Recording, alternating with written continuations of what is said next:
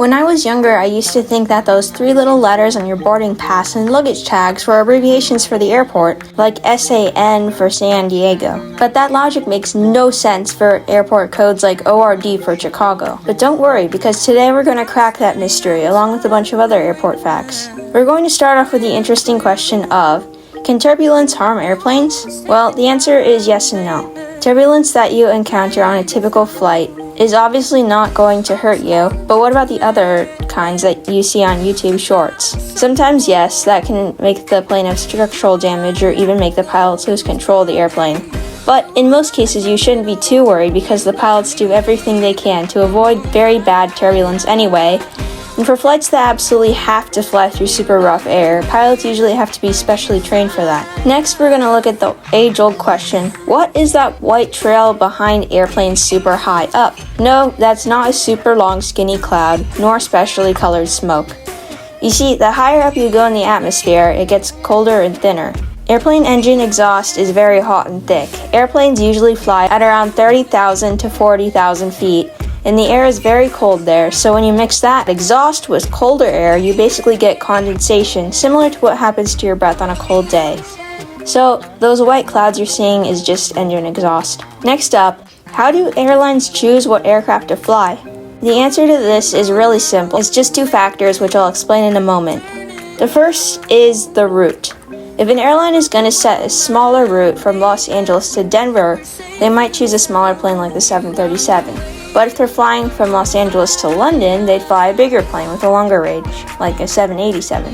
And the second factor is demand. This is the factor most people forget about, and the cause for confused Reddit posts saying, "Why is my route from Tokyo Narita to Tokyo Haneda on a 777? If a lot of people want to fly a certain route, and I mean a lot, it's much more efficient to just fly a bigger plane with a high capacity instead of flying a ton of small routes. Flying a lot of small planes would drastically increase fuel price, and you'd have to pay more pilots too." Alright, we made it to the age-old question, the long-awaited question. What are those three little numbers for the airport code, and how are they chosen? You see, that three-letter code is called an IATA code, and they are used by airlines and airports to identify different airports. But how did they come up with these?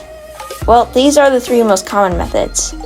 Number one, just using the first three letters of the airport as the code, like FRA for Frankfurt Airport. Number two, assigning the code as the first letters of the full airport name, for example, JFK for John F. Kennedy Airport. Number three, if these don't make sense for your home airport, then you're in luck because this might apply to you. Sometimes airports get renamed, but their code doesn't, so the code is just one of the first two options for the older airport name. For example, Chicago's code ORD was chosen from the airport's previous name, Orchard Field Airport. But I'm going to throw you for a loop here. Pilots in the government do not use those three-letter IATA codes for airports. Instead, they use a different form called ICAO codes. ICAO codes are a four-letter code.